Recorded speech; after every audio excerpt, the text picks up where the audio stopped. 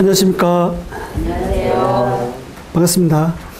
성경의 흐름을 따라가는 연대기 성경 읽기 8번째 시간이 되었습니다. 이 시간에는 히브리 민족의 시작에 대해서 말씀드리겠습니다. 성경 본문은 창세기 12장부터 27장까지인데요. 아브라함과 이삭입니다. 아브라함 중심으로 말씀드리겠습니다.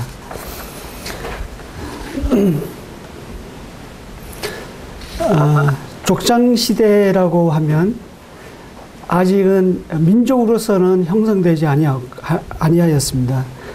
다만 가족 중심으로 유목 생활을 하던 때를 족장시대라고 합니다.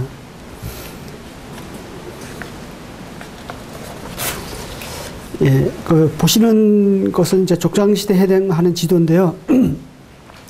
노란색 박스에 해당됩니다. 하란에서 시작하여 애굽에 내려가는 여정을 말씀해 주고 있습니다. 창세기 12장에서 5장까지가 족장시대인데, 예, 다음 보시겠습니다. 11장 마지막 부분 내용에서 보면 데라가 아브라함과 롯과 사레를 데리고 갈대아 우르를 떠나서 하란으로 가서 거주하게 되죠.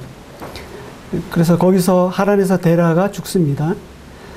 그러면서 12장으로 넘어옵니다. 이때 아브라함은 셈족의 무리들 가운데서 하나님의 부르심을 받죠. 그래서 너의 고향 친척 아비 집을 떠나 내가 내게 보여줄 땅으로 가라고 하십니다. 그래서 제일 먼저 처음 가서 머문 곳이 세겜 땅이죠. 이 세겜 땅에서 최초의 단을 썼습니다. 그 아브라함은 거기서 베델 동쪽 산으로 옮겼죠. 그리고 점점 남방으로 옮겨갑니다. 하지만 기근 때문에 애굽으로 내려가게 됩니다. 그러다가 다시 가나안 땅으로 돌아와서 살죠. 그러면서 하나님은 내 자손을 하늘의 별과 같이 많게 하시겠다고 약속하십니다. 그리고 아브라함은 부엘세바에서 약속의 자녀 이삭을 낳고 그의 생을 마감하죠. 예, 다음 보시는 것은 족장시대의 가계도입니다. 예, 이것은 눈으로만 보고 넘어가겠습니다. 예, 관련 자료 게시판에다가 올려놓을 테니까 다운받으셔서 성경 읽으실 때 참조하시면 좋겠습니다. 예, 다음입니다. 족장시대 중 아브라함과 이삭의 주요 내용입니다. 예, 보시는 바와 같은데요. 중요 부분만 말씀드리겠습니다. 12장에 보면 하나님께서 아브라함을 75세에 부르죠. 그리고 첫 흉년이 들어서 애굽으로 내려갑니다. 아브라함이 말씀을 따라 갔는데도 여전히 기근이 왔습니다. 그리고 거기서 아내를 누이라 속입니다. 그리고 13장에서는 아브라함이 애굽에서 나올 때 재산이 굉장히 많은 상태에서 나오죠. 그래서 아브라함과 조카 롯이 그 재산이 많음으로 인해서 갈라섭니다. 14장에서는 최초의 전쟁이 나오죠.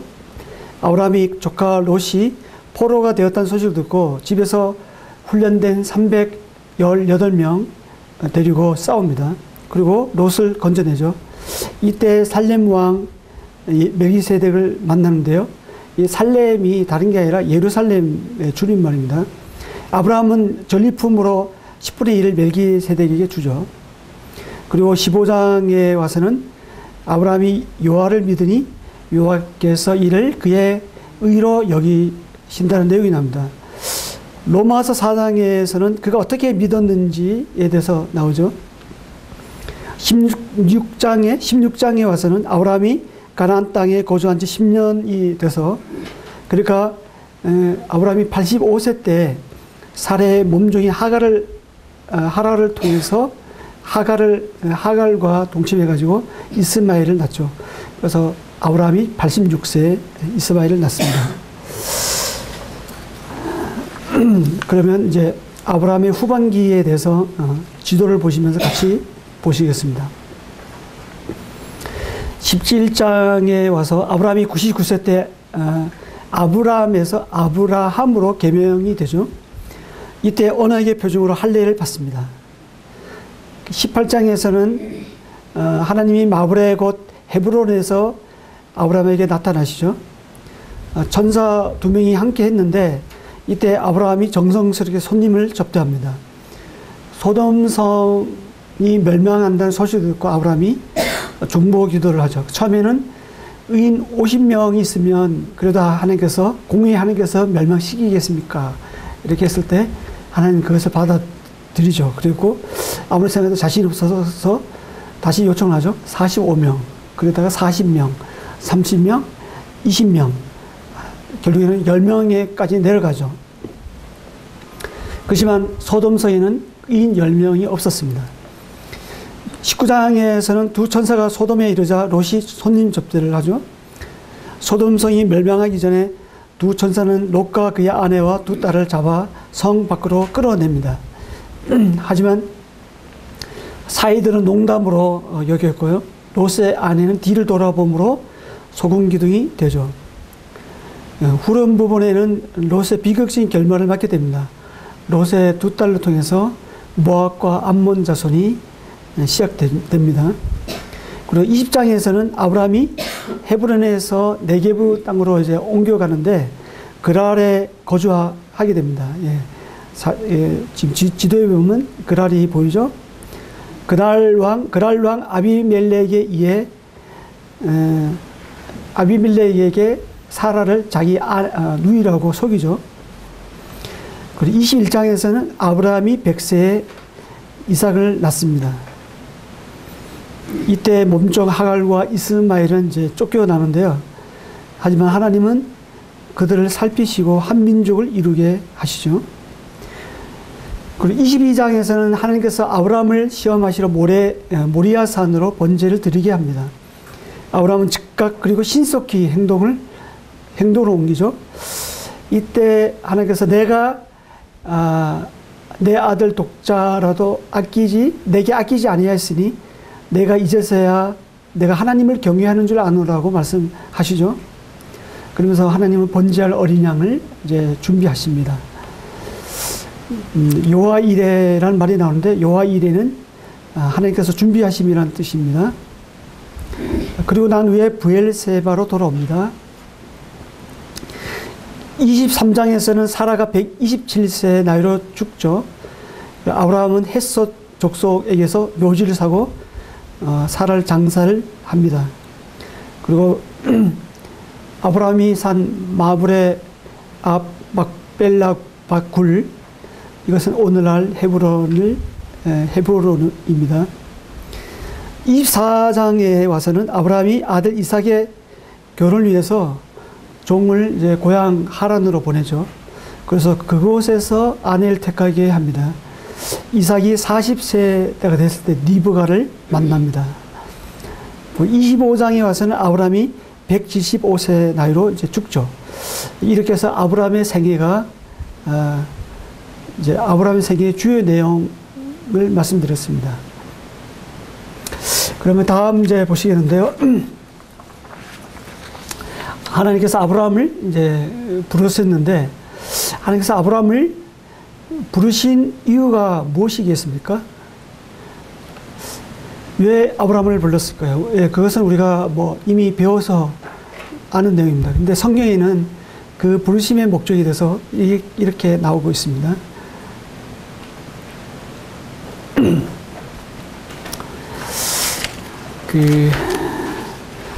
아브라함은 어떻게 보면 삶의, 우리 75세라 하면 아브라함이 어떻게 삶이 정리를 할 단계잖아요. 그 나이에 하나님은 부르시죠. 그리고 새롭게 시작하십니다. 사람이 이제 정리할 단계에 하나님은 그때부터 새롭게 시작하시죠. 과연 아브라함이 많은 사람들 중에서 특출내서 그랬을까요? 아니면 똑똑해서, 아니면 굉장히 뭔가 잘 하기 때문에 그랬을까요? 근데 여호수아 24장 2절에 보면 아브라함의 아버지 데라가 그 강 저쪽에서 거주하였는데 다른 신들을 섬겼다고 나옵니다. 당시에도 아브라함은 하나님에 대해서 몰랐죠. 그리고 아브라함은 단지 제일 많은 세상 사람들 중에서 한 사람에 불과했습니다. 이러한 중에서도 이러한 가운데 아브라함을 부르신 것은 하나의 창조 행위와 같은 거예요. 아무도 없는 그 상태에서 혼돈하고 공허한 이 세상 가운데서 하나님께서 아브라함을 부르셨다는 것은, 그것은 하나의 빛이, 이스라엘 하심의 빛이 있었던 그 역사와 같습니다. 첫 번째 창조할 때도 말씀으로 창조하셨잖아요. 바로 아브라함에게 말씀이 임하니까 아브라함의 생애에 새로운 역사가 시작된 것입니다.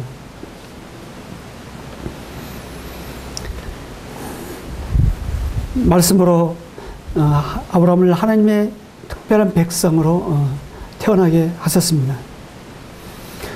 자세히 보면 아브라함이 75세 이전에는 무엇을 했다는 기록이 없죠. 성경 기록하는 기자는 모세는 이게 아브라함이 75세 전에 무엇을 했는 것에 관심이 없습니다. 그것은 또 하나님께서 그 전에 무엇을 했는지 관심이 없다는 그런 말씀이죠. 그렇지만 하나님께서 아브라함에게 나타나셔서 그 말씀으로 인도하시고 부르시고, 그리고 아브라함의 삶 속에서 함께 동행한 그 후부터 사실 그 아브라함에게는 중요한 인생의 의미가 주어진 것입니다. 지금 우리가 생각해보면 우리가 참 중요하다고 생각하지만, 그런 일들이 많이 있지만, 그러나 하나님께서 보실 때는 그것이 하나도 중요하지 않을 수가 있다는 거죠. 우리 하나님과 동행한 그 삶만이 사실 하나님 앞에 의미가 있는 것입니다. 그것을 하나님께서 계수하게 될 것입니다. 이때 아브라함은 인간의 보호막을 떠났습니다. 그렇죠? 고향을 떠났죠. 이 고향은 지연 공동체를 말합니다. 그리고 친척을 떠났죠. 친척은 혈연 공동체를 말합니다. 우리가 이민 생활에서 가장 힘든 것이 무엇일까요? 여러 가지 문화, 환경, 언어 차이가 많겠지만 사실 이민 생활에서 가장 힘든 것은 외로움입니다. 외로움. 이민 가신 분들의 말씀 들어보면 외로움이 가장 어렵다고 하더라고요. 인간의 보호막을 떠나서 아브라함이 하나님께서 지시하는 땅으로 갔을 때, 그때 아브라함이 하나님의 임재를 경험했던 것이죠. 이처럼 이제 여기서 우리가 하나님께서 우리에게 주는 교훈은, 우리가 의지하는 모든 것을 내려놓을 때, 그리고 그런 것들이 하나씩 떨어져 나갈 때, 그때 그 혼자라고 생각할 때, 그때 하나님과 더불어 사는 삶을 배우게 됩니다. 사실 주님을 잘 따르는 사람일수록 세상에서 친구는 많지 않습니다.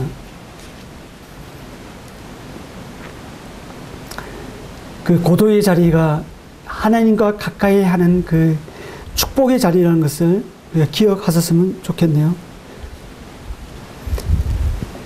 그래서 아브라함의 별칭은 열국의 아버지라고 하기도 하죠. 그리고 선지자라고 하기도 합니다. 아브라함의 종이라고도 부르기도 합니다. 특별히 하나님의 벗이라고도 하죠.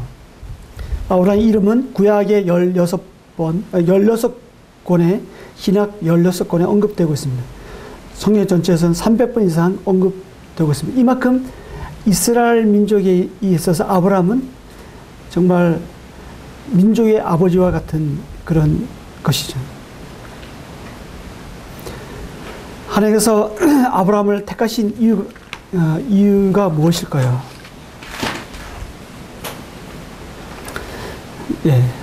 18장 19절에 나와 있습니다. 두 가지가 있는데요.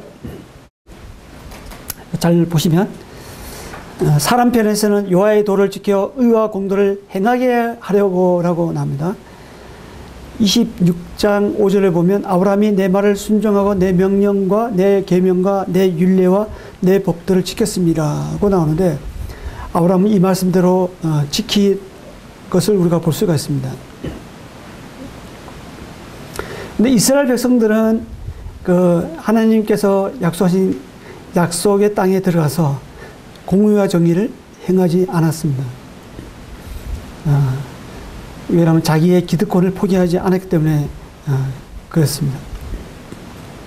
그래서 아모스를 잘 보면 아모스 선지자를 통해서 너희가 공의와 정의를 행하라고 그렇게 외치고 있거든요. 공의와 정의는 약자에 대한 배려인데요.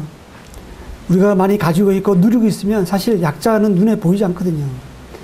하나님은 그거를 싫어하는 거예요. 가지고 있으면 그만큼 누리고 있으면 그것을 없는 사람, 소외된 사람을 위해서 사용하도록 하나님께서 주시는 것들이거든요.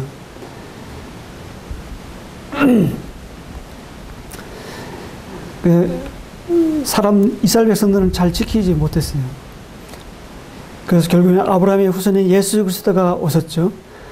공의와 정의를 행하셨습니다. 예레미야 23장 5절을 보면요, 이런 말씀이 나옵니다. 제가 읽겠습니다. 여호와의 말씀이니라. 보라, 때가 이르니 내가 다윗에게 한 의로운 가지를 일으킬 것이라. 그가 왕이 되어 지혜롭게 다스리며 세상에서 정의와 공의를 행할 것이라고 나옵니다. 예수님은 정의와 공의를 행하셨습니다. 그렇죠? 그 가난한 사람, 소외된 사람, 세리, 마태, 그다음에 그 가늠한 여인, 일명 이 세상에서 왕따라고 생각하는 그 무리에게 찾아가셨죠. 죄인에게 가셨죠.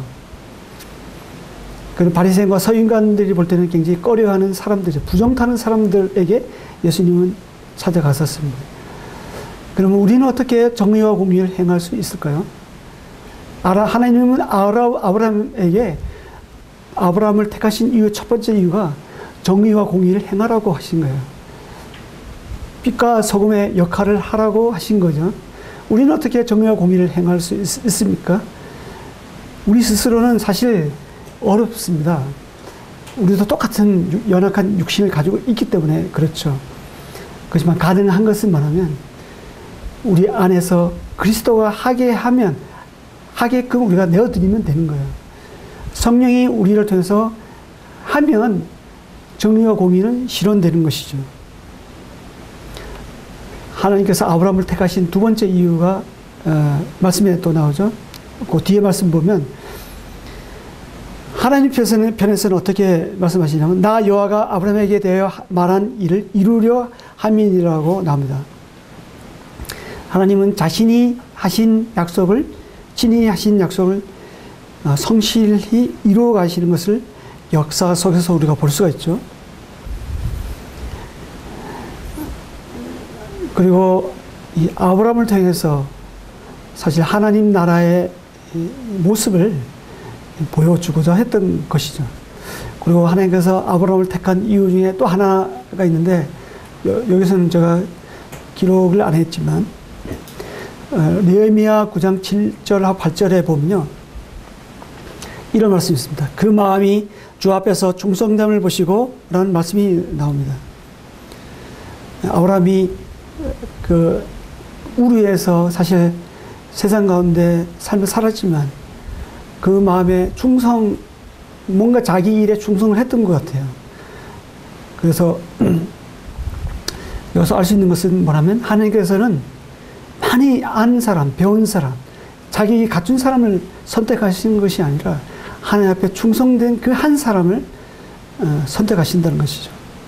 충성은 늘 그 자리에 있는 소나무와 같습니다.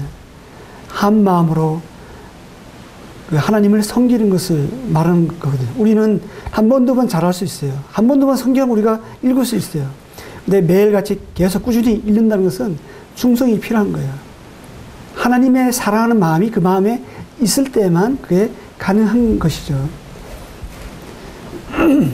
다음을 보시겠습니다. 아브라함의 믿음이 처음부터 아브라함이 믿음의 조상이라서 처음부터 아브라함이 믿음이 있는 사람이었을까요? 물론 처음에 갈 때 우리 하란에서 아브라함이 부르심 받을 때 갈 바를 알지 못하고 나갔죠. 물론 믿음 있는 사람이었습니다. 그런데 가만 이렇게 성경을 다시 읽다 보면 과연 믿음이 조상인가라는 이제 의심이 들 때가 있습니다. 아브라함은 하나님의 약속을 기다리기보다는 자기의 지혜와 힘으로 하나님의 약속을 이루려고 했던 경우가 얼마나 많은지 성경에 보시면 압니다. 처음 아브라함은 보편타당한 가치관을 따라 행했죠. 75세 때 하나님의 부르심을 받고 가잖아요. 그런데 조카 롯을 데려갑니다.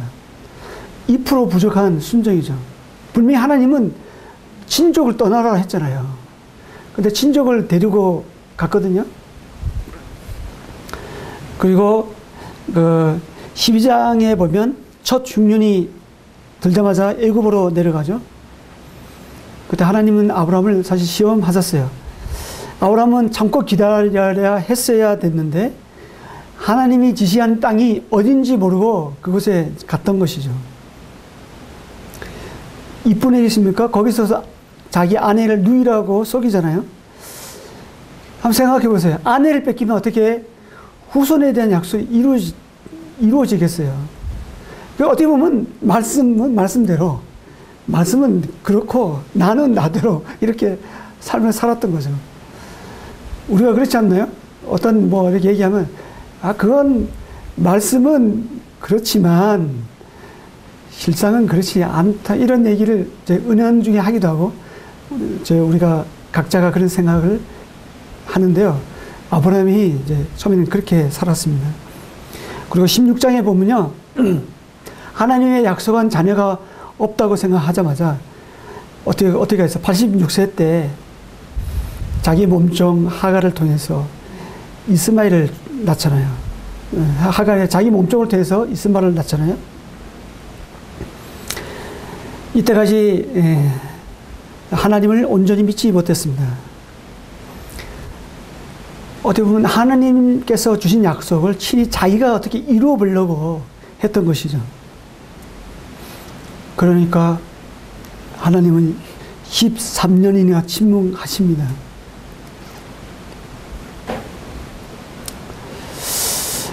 그 전에 15장에 보면 하나님께서 친히 말씀을 이루겠다고 계약까지 했잖아요. 쪼갠 고기 사이로 횃불이 지나갔잖아요. 그만큼 이것은 뭐냐면 반드시 하겠다는 계약서거든요. 하나님께서 그렇게 아브라함에게 약속을 해 주셨는데도 불구하고 자기 몸종을 통해서 이스마엘을 낳은 것이죠. 그러나 17장에 보면 아브라함이 99세 때 하나님이 나타나시죠. 그리고 하나님 약속을 다시 한번 말씀해 주십니다. 그때 새 아브라함에서 아브라함으로 이름을 개명을 하는데 이때 언약의 표징으로 할례를 받게 합니다. 감사해 보면 왜 하나님께서 처음부터 이삭을 낳으라고 하고 이삭을 처음부터 주지 않고 그렇게 25년간이라는 시간을 기다리게 했을까요?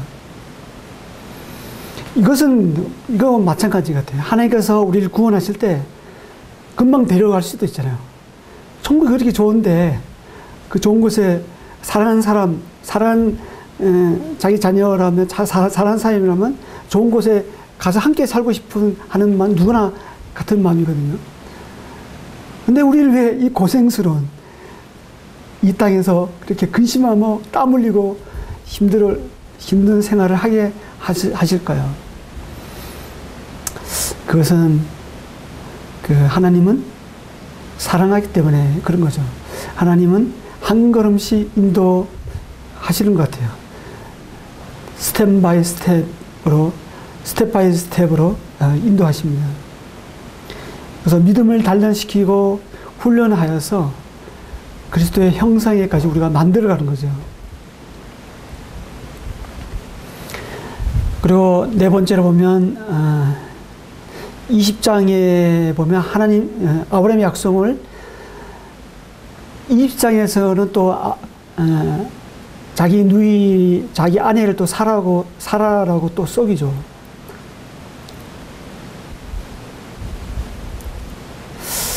이러함에도 하나님은 성실히 아브라함에게 나섰습니다. 그리고 그 약속하신 말씀을 계속 반복적으로 말씀해 주시죠.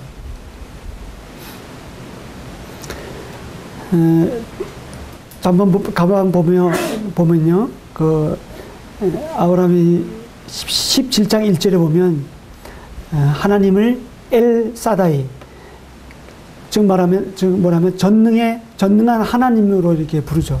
이때가 아브라함의 나이가 99세였어요. 하지만 21장 33절에 보면 아브라함은 브엘세바에서 에셀 나무를 심고 거기서 영생하시는 하나님 여호와 이름을 부릅니다. 이때 당시에 영생한다는 이 표현은 굉장한 믿음이었습니다. 이때가요, 그 이삭이 젖을 뗄 때였는데 이게 이스라엘 사람들은 만 3세가 되면 젖을 떼거든요. 그러니까 최소한 그 99세 때 하나님께서 아브라함에게 나타나셔서 그 언약을 다시 말씀해 주신 후에 최소한 3, 4년이 지나간 때죠. 이때 영생하시는 하나님 여호와 이름을 부른 것입니다. 이것은 어떤 표현이냐면 죽어도 살 수 있는 부활 신앙을 이야기합니다. 바로 이 신앙이 아들 이삭을 모리아 산에서 번제를 드리게끔 했던 것이죠. 자, 이 그림에서 보면 브엘사베에 있는 에셀 나무입니다. 아브라함이 이 나무를 심고 영생하신 하나님 여호와 이름을 불렀던 거죠.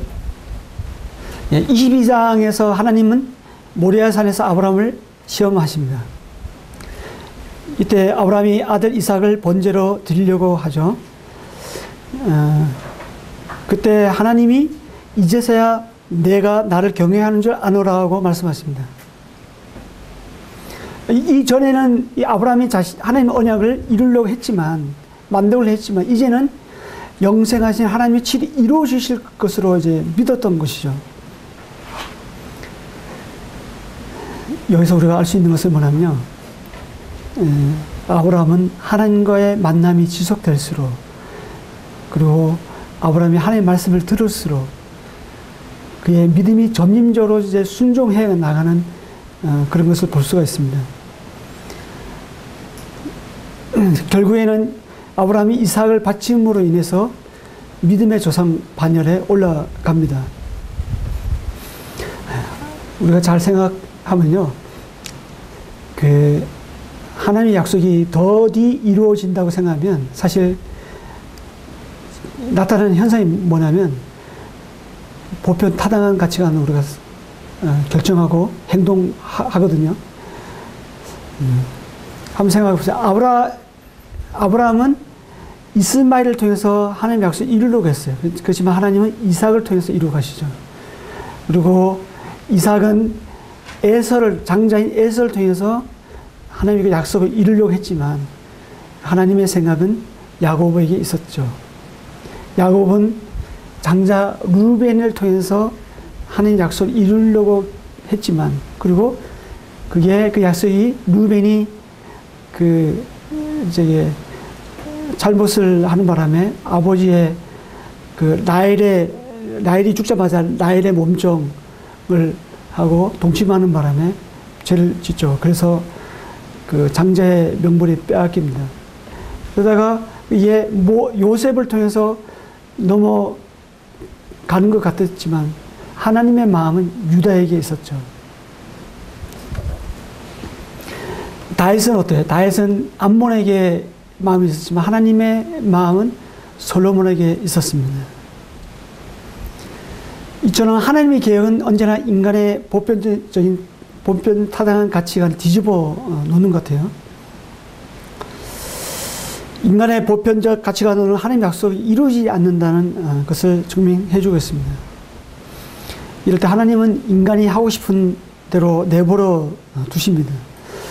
그러다가 결국에는 이제 자포자기 할 때쯤 되면 하나님은 그때부터 이제 시작하시죠.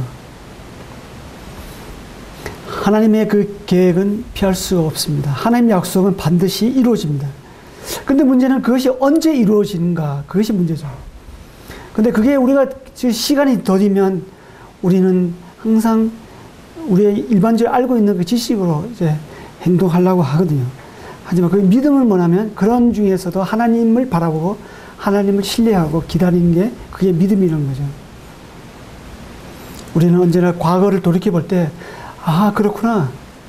아, 그래서 이렇게 하나님께서 개입하셔서 인도하셨구나. 이렇게 우리가 생각할 수 있고 말하지만 우리가 미래는 잘 모르잖아요. 앞으로 어떻게 인도될지 잘 모릅니다. 그래서 그것을 우리가 앞으로 살아보지 않은 그 미래를 어떻게 해보려고 하면 우리가 보편타당한 가치관으로 그걸 풀려고 해요. 그런데 믿음이 필요합니다. 거기서. 그래서 의인은 믿음으로 사는 것이죠. 다음을 보시겠습니다.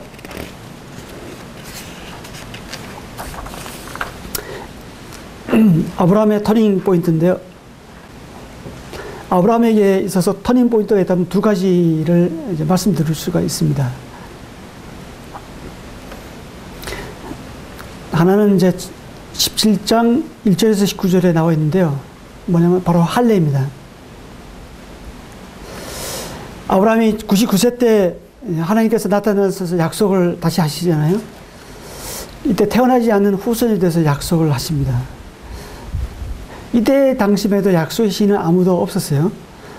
하나님은 아브라함과 언약을 맺는데 그 표징으로 할례를 행하게 하시죠. 그래서 그 언약을 사례에 붙이게 했습니다. 이때만 해도 성경이 없었잖아요. 성경이 기록이 안 됐었거든요. 하나님은 이런 방법을, 하나님께서 그래서 할례를 생각하셨어요. 그래서 할례를 행한 사람은 자기의 그 표피를 볼 때마다 하나님의 그 약속의 말씀을 생각하게 된 것이죠. 그래서 하루 해도 수도 없이 자동 묵상이 되는 거예요. 화장실에 갈 때마다 하나님의 약속이 생각이 난 거예요. 이것은 무엇을 알 수 있냐면요. 하나님 말씀을 생각하면 할수록 믿음이 커진다는 것입니다. 아브라함은 99세 때 할례를 행하거든요. 로마서 4장 17절에서 22절에 나오는 그 아브라함 믿음이 어디에서 났겠어요?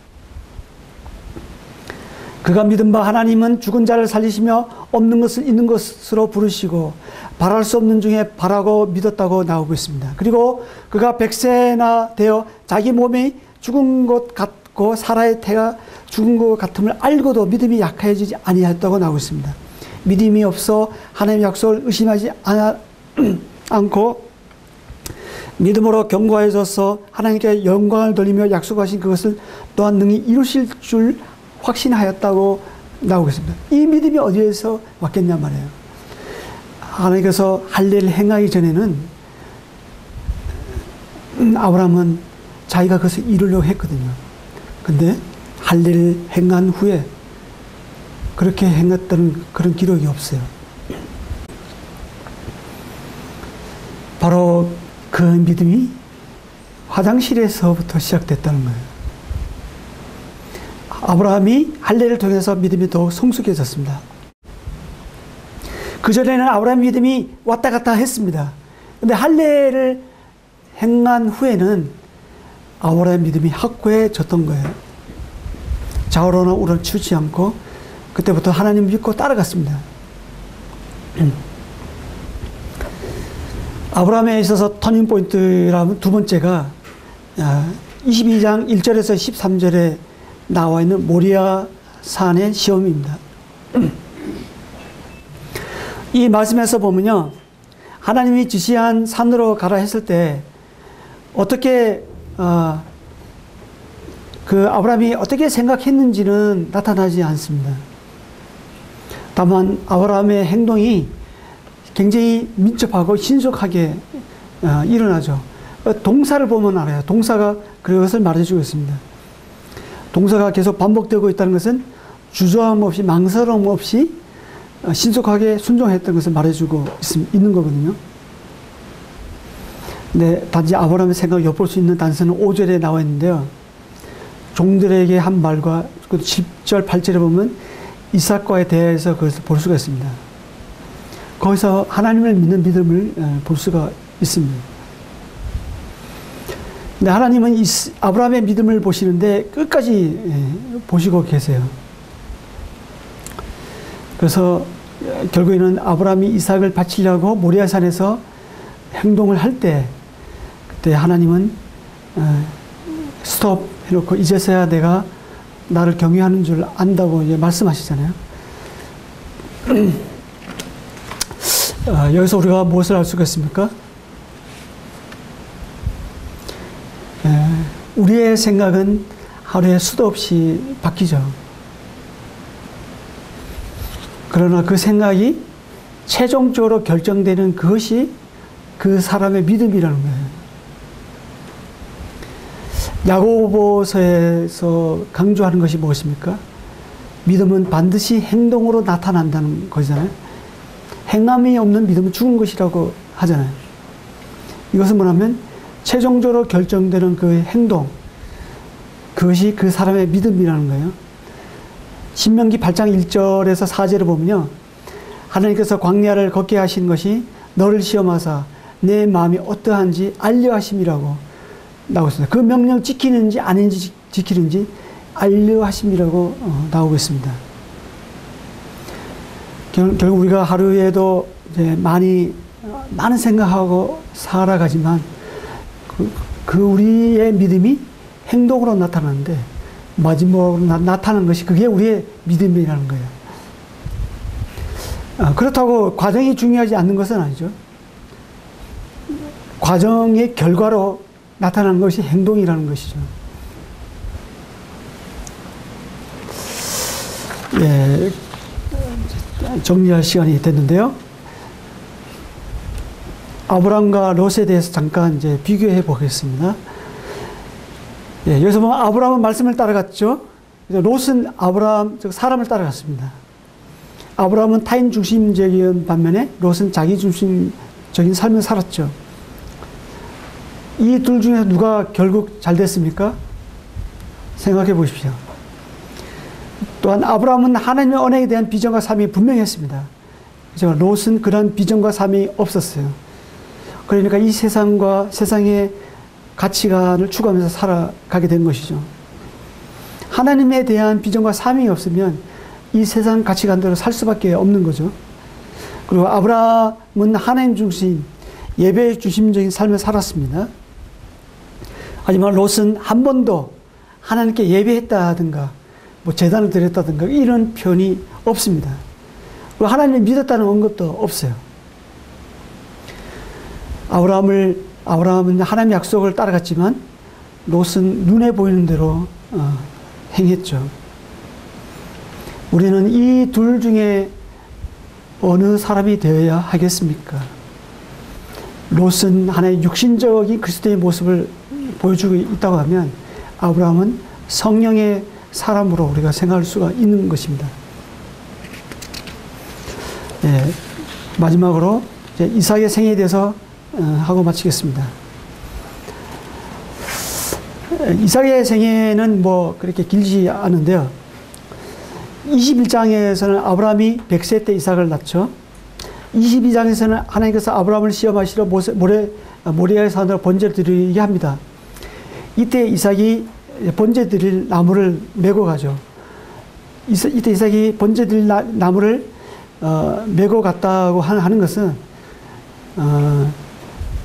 유대인에게는 13세가 성인인데 13세 이상이 됐다는 그런 말이기도 합니다. 이때 이삭은 아무 말 없이 순종을 하죠. 마치 아무 말 없이 세상 죄를 지고 가는 하나님의 어린 양 대신 예수님을 생각하게 합니다. 23장에서는 이삭의 어머니 사라가 127세 나이로 죽고요. 24장에서는 이삭이 40세에 들여서 묵상하다가 리브가와 만나 결혼합니다. 그리고 25장에서는 이삭이 60세 때 쌍둥이인 에서와 야곱을 낳죠.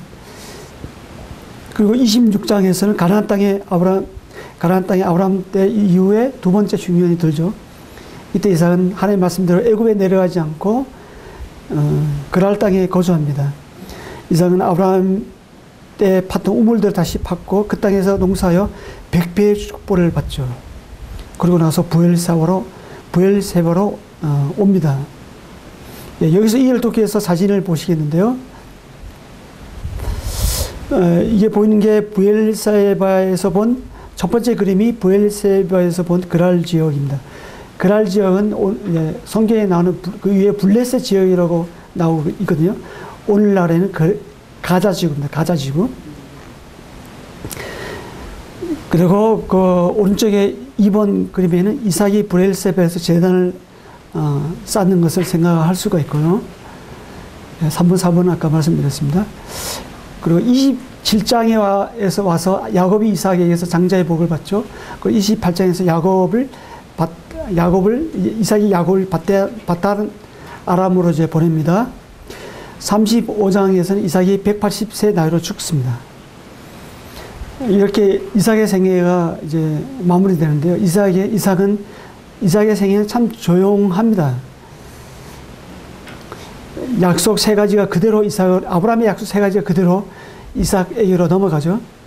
이삭은 하나의 약속의 계승자입니다. 징검다리와 같은 역할을 했어요. 만약 이삭이 없었으면 야곱이 있을 수 없었던 거죠. 이제 이삭은 순종의 사람이었습니다. 모리아산에서 리브가를 맞이할 때 아버지를 순종했죠. 그리고 이삭은 온유의 사람이었습니다. 대적들이 우물을 빼앗을 때에도 싸우지 않고 그냥 포기하고 다른 우물을 팠죠. 팔레스타인에서 우물은 굉장히 엄청난 가치가 있고 자산이었는데 이삭은 과감히 그것을 포기했습니다. 이삭은 또 축복의 사람이었습니다. 이삭이 그랄 지역에서 농사를 지을 때 100배의 복을 받죠. 하나님은 실제 100배를 축복해 줄 수 있는 분이라는 것을 우리가 여기서 보여줍니다. 씨 뿌린 비유에서도 그것을 말해주겠습니다. 좋은 땅에 뿌린 씨는 30배, 60배, 100배의 축복을 열매를 얻게 하신다고 이렇게 말씀하시죠. 이렇게 해서 오늘 이 시간에 야곱과 이삭에 대해서 살펴보았습니다. 여기까지입니다. 다음 시간에 또 뵙겠습니다. 감사합니다.